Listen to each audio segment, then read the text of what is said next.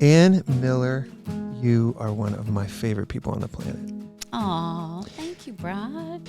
Me and my wife talk about this all the time. You are like one of a handful of people that I know, and I maybe the list is smaller in ministry, that really you seem to sit in two camps. I always find that to be very interesting to watch. I always find that very interesting to like almost study like an archaeologist of people. Well, I'll give you an example. Like I've seen you organize mountains of mess before, and then I've seen you know when that is not what you should be doing, and sit with a single mother in the lobby. Yeah. And I happen to know via Inside Baseball how many things you're obligated to do in that hour, and you just consistently have like just known that's not important. So I guess like just out of curiosity, knowing that that's true about you, and obviously really respecting that about you, Ann, have you always been in all your time with the Lord? Have you always had that? Have you always had that like one foot in both worlds, or has Jesus grown? Were you born with the one just naturally, and then Jesus grew the other like behind your back? Like like in all of your professional life, have you always been able to kind of? That's interesting because in the last job that I had before taking some time off and having a family and then getting back into working, the last job that I had, there were so many parallels in that organization and the church. To this job. Yes. That I just I never saw that coming. I am constantly shocked by how that work in the corporate world for a computer software reseller company, how some of those same skills and experiences translate Leverage here into what I do here. Because in my last role there, I had exactly that. I had a foot in one camp. So I led this team of people that was account development. We had 1 foot in sales, would go out on sales calls and, make a pitch. That's very people. Right. That's huge. Yeah. Reading people, knowing the nuance. And then the other foot was in operations. And so you've sold them on moving their business over to your company. You've made a commitment to learning their business really well, training people on their business so that everything runs smoothly and it's not a headache to have changed vendors or whatever. Right. But then all of the behind-scenes things regarding making this work. This is how you take their phone call, and this is how you process their order, and this is how you pick their order, and this is how it needs to be shipped, and these are the reports that they need. Like just communicating with all of the different parts of the company. That's very much. Very systems. It's very much what I do here. So much. You work full time. You've got kind of 1 foot in ministry. You know all that's going on, and you know people's lives. You know the prayer requests. All of that, but then at the same time, there's this very practical side of how the building is ready for things, and how scheduling and calendars work, and systems and security, and all of that. So, does one fill you up, and one take from you? I would say that it's both. But what I think has happened over the past, I would say, couple of years, I've been feeling more of a nudge in like the ministry lane. People. Yeah, and people, and less fulfillment in the building side and the practical side of things. And there is some overlap between my current role and the new position. So some of that will come with me, the HR pieces and some of the reporting pieces and things like that. But I'll be able to work with the staff much more on the ministry side. That's really what's been tugging at my heart for a couple of years.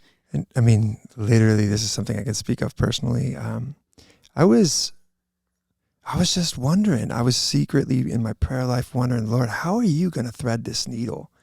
Yeah. Like in my mind, I'm thinking, the staff as we are, the breadth and width of the human beings that are on staff, and how are you going to pluck some person out of the random, to my mind, and thread this needle. And how he did that with you is such an encouragement to my faith, because he really can. He is so much bigger than your imagination is in every way. And it's just a really cool example in you in my life, because you have such deep roots in all these relationships with the staff and such credibility. And I know enough about that position. It's a real interesting one. You have to both really, really, really care about all the nuanced issues that they have, and then really, really care and love the body and see all this intertwining. And I just can't even imagine somebody better at that than you. So we are so blessed in that way. I think there's something, just one more thing. We and you have this in common. We both came from the private sector. As you were saying this, I just realized this. And we both couldn't in a million years imagine how our old lives can infuse what the Lord has us doing now. And he does. He redeems, he brings all this stuff for his glory and for his, even when you just, I remember leaving my old career and thinking, I just wasted. I remember that. I remember feeling that, and a little bit of depression came with that, until that could not have been more wrong. Right. Nothing's wasted. No. You just have a different vantage point Yeah. down the road. I always talk about looking in the rearview mirror and just seeing how different things were knit together. Even when I first took a part-time job here at the church back in 2008, I had, my youngest was in first grade, and I was ready to, get back into something, but had to work around the family. Yeah. And I was like 90% of the way there towards being a substitute teacher. If you're a degree, Because it kind of works technically. Schedule-wise, yeah. So I had done everything that you needed to do except this one last thing, and I just didn't do it. And I'm kind of thinking, why am I not doing this? And Tom was looking at me like, why are you not doing this? TikTok. And then the current lead pastor at that time, Nate Yoder, called me and said, would you ever consider working at the church? And Randomly. Yeah. Seemingly randomly to you. Oh, very much so. Yeah, very much so. And all of a sudden I was like, okay, maybe. And now, look at it. 14 years later, I can't imagine. You have been able to see many seasons. For sure. And I have, obviously a real good friendship in Dave Patrizio, and I love traveling those roads with him, especially when I'm discouraged, or especially when I feel like disjointed, or, him just reminding me, no, you are a part of a tapestry of faithfulness. And that's a really beautiful thought that a lot of believers should think about, in many ways. But you got to see like the baton passing over and over and over again, and staff, and right. how the Lord did just crazy stuff. I mean, right. You got to see, I don't know what size the church was when you took it, but it had to be like 200, something like that. Right. Yeah. Like right in the around 200s on a Sunday. And for the old church building, for the former church building, that was full. That was bursting. Right. So then that was where, 2 services become 3, and you rent the Cali Center for the youth. All of those things, right? The Cali Center for the youth. And actually, when I came on staff, I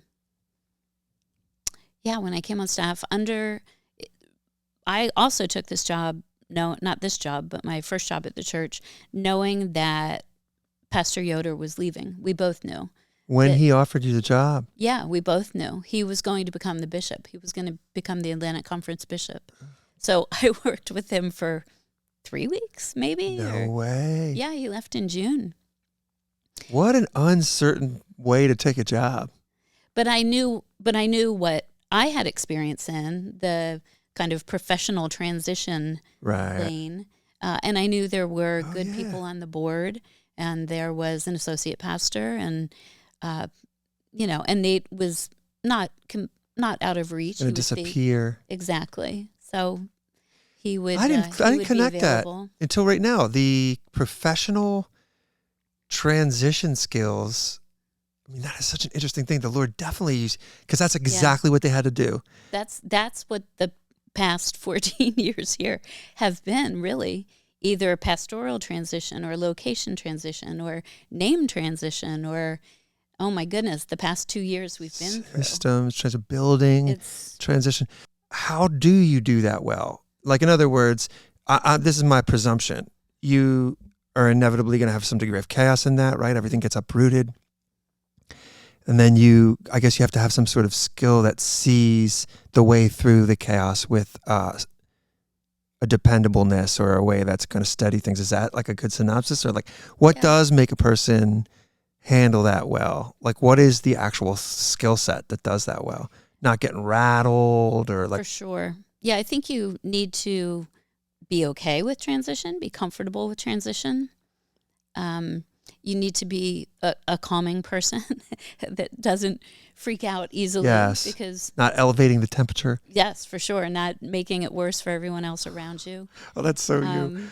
Just taking a look at things and prioritizing what must be done first and what's most important. All of those things. Man, that is really cool, Ann. And let me tell you something, and this is just one man's opinion, but I know enough about the private sector to know how much actual worldly money that skill set can wield. I know that. Maybe everybody doesn't know that, but I worked for private companies, and there's just another level of people laying that skill set down in his kingdom. Is a really, really cool thing. I noticed it, so I'm going to say it. Total Shift, you and Tom, your husband, who I think the world of, you guys raised 2 boys. I'm raising 2 boys. Do you mind traveling with me a little bit through time? You must look at me now. I see you do it sometimes, like with this like smirk, like. I just did it with your back to school pictures. Yes, you just know, right? I do that. I pull you aside and I'm like, what's in front of me? Like, what kind of landmines? But talk to me a little bit about. So you have 2 sons. Tom Miller, the legendary Tom Miller, is your husband. What's your life been like that? Like, tell me about that. How'd you guys meet? And then how'd you come to the Lord? And then what was it like raising your sons in this church you now minister in? This is a side of Ann Miller not everybody knows. I don't know. Maybe they do. That is true. I don't remember a time, to speak first to being a Christian, coming to Jesus. I don't remember a time where I didn't have faith in my life. Was raised in a Christian home. When I came of age as a teenager, we attended a Methodist church. So I went locally? through... Pardon me? Locally? I'm sorry to interrupt you. In Hummelstown. Oh, okay. Yeah. I went through the confirmation process, publicly declared my faith in Jesus. And then probably like a lot of people, wasn't super serious about it. Right. For many, for several years, never strayed away from it or, anything like that. But it wasn't as much a priority. Yes, didn't seize your heart. As it gets to be in other stages of life. So, but Tom and I met in college. We both happened to be at Hack for a year. Right. For very different reasons. And that's a story, like, probably not for this podcast, but probably not. But Tom could tell you about his side of that. I didn't know what I wanted to do, so went to Hack for a year, just took classes, see what kind of interested me, and we met in a class, and we also worked at the same place. And full disclosure, he had this red sports car that many ladies that I thought was a Trans Am. I thought it was a Pontiac. Terrible. His dad owned a Chevy Olds dealership. It was a Chevy Camaro.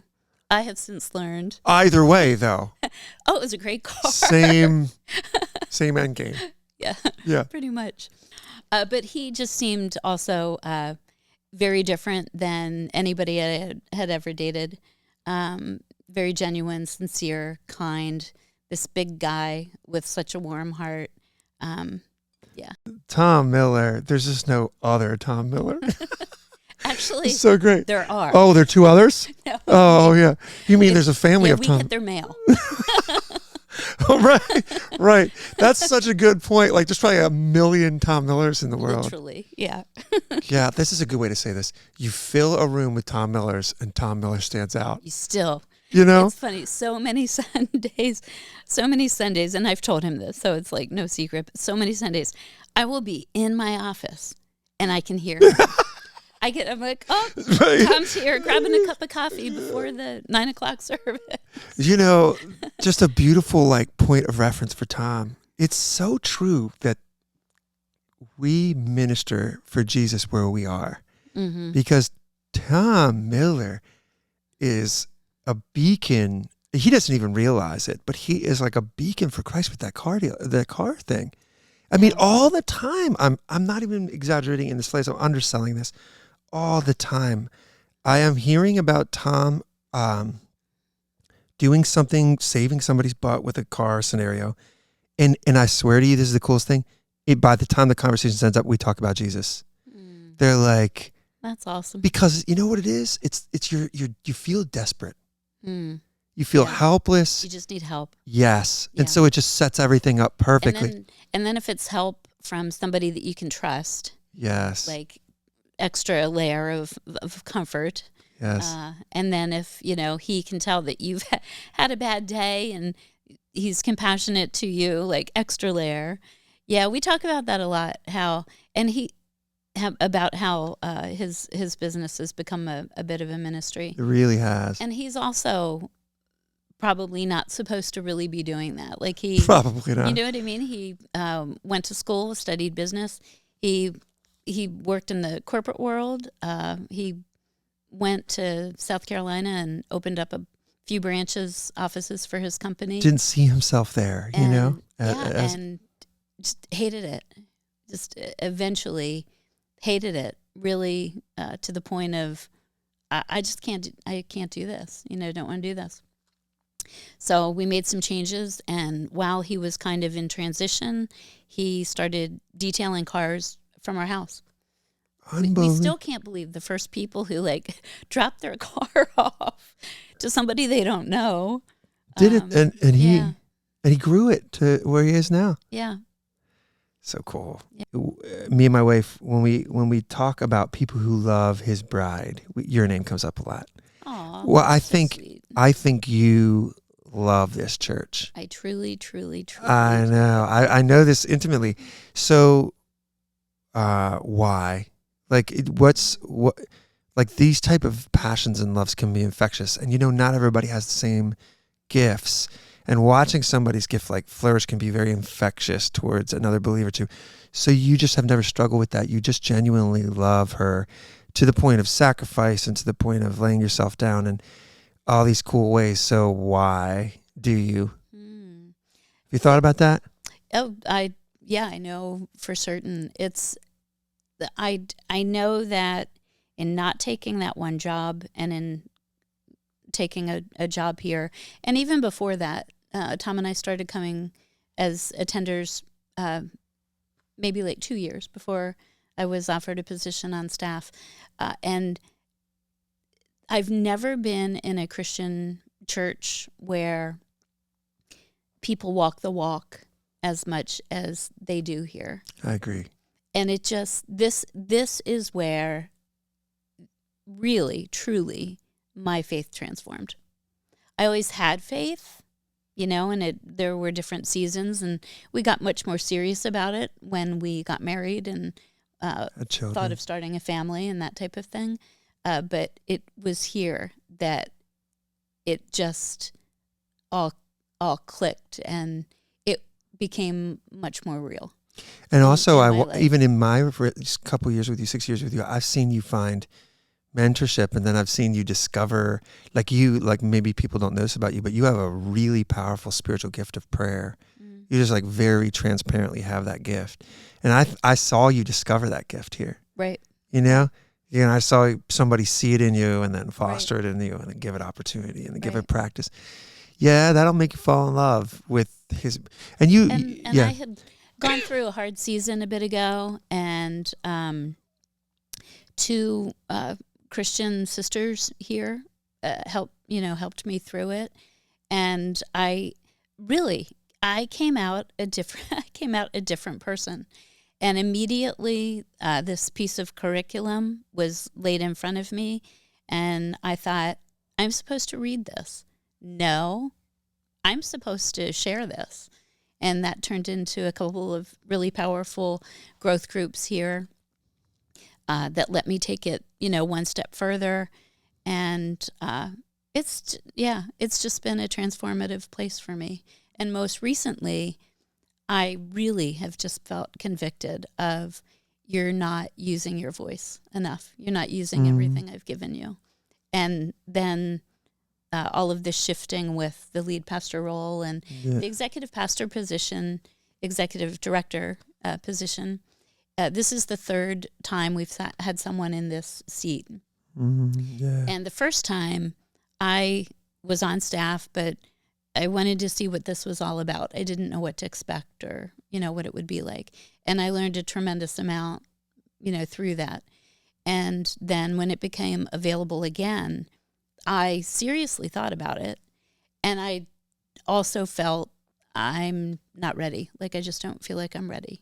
And this time I absolutely knew, like, I am ready. I saw all that. That was no meaning. I was. You were here. I bore witness to all that, and I consider myself like wealthy spiritually to have witnessed that because you see those things. I'm in a unique position because being in a position of spiritual leadership here, I get to witness. It's really one of the greatest bounties. I get to witness all these Christians mature. Yeah. That's just, I can't describe how beautiful it is. Yes. But also your colleagues and the people that are also in leadership with you, you get to see just what God does in their life. And it's just powerful. It cuts through doubt. It's just like testimonies are so powerful, Absolutely. And seeing it is unrefutable. Truly, I was not in a staff position here for long where I thought, I am ruined for like working anywhere else. Right. Because it's beautiful to. Yes, it is. It's beautiful the people that you get to work with and the stories that you get to hear. Yeah. The fact that you can stop in the middle of the day and pray, and that's okay. In fact, encourage. Or the great conversations. Like we had a meeting yesterday. Yeah. 10:30 meeting, and it's 11 o'clock before we begin because we've had this really wonderful, meaningful conversation. Kingdom conversation. Yes, that just needed to happen. It was laid on your heart. And the fact that other meeting was a half an hour late in starting just did not matter. And nobody thinks it does. It's all profitable to us, yeah. Right. Like we have time and space for that. And it would be so, I really can't imagine going back into a very different good point, working environment. There's a benefit that it's not monetary, but it's much better. Yeah, to the mind, body, soul, it's very rich. The job is in every way. It's just thick. Like all the threads of the day are filled with all these things that no non-ministry job can give you. Right. And yet, let's be honest with ourselves, because you're so in, it also it can weigh. True. And it's like, but all of that makes for a very rich walk with Jesus in a way, because you cannot do it of your own strength. Right. So that's a lesson that you either learn or you leave. Yes, right. Right, totally true. I totally agree with you. And I like that you said that. That makes me think about it anew. There's a richness to it that cannot be compensated in earthly ways. It's very, very true. And maybe you need to hear that if you're considering ministry.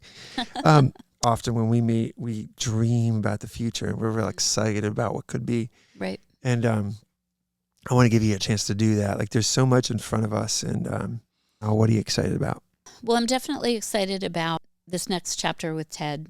We've had an opportunity to work together, a very easy kind of complementary partnership. But the vision that lies ahead for us, I think, is very exciting. I think will serve our community very well. I think it's much needed. I also feel we've got this dual vision, taking care of our church family, making sure that we're healthy and strong I'm excited about Vern and Me too. growing discipleship and Me the fact too. that Vern is still here. It's amazing. It really, I don't even think he knows how much he encourages us with that. I just don't think he's aware of that. He would never let you know if he if he did. He'd never tell you. But right. What a blessing. Like, he's been amazing. I think it's going to take all of us to be deep and healthy.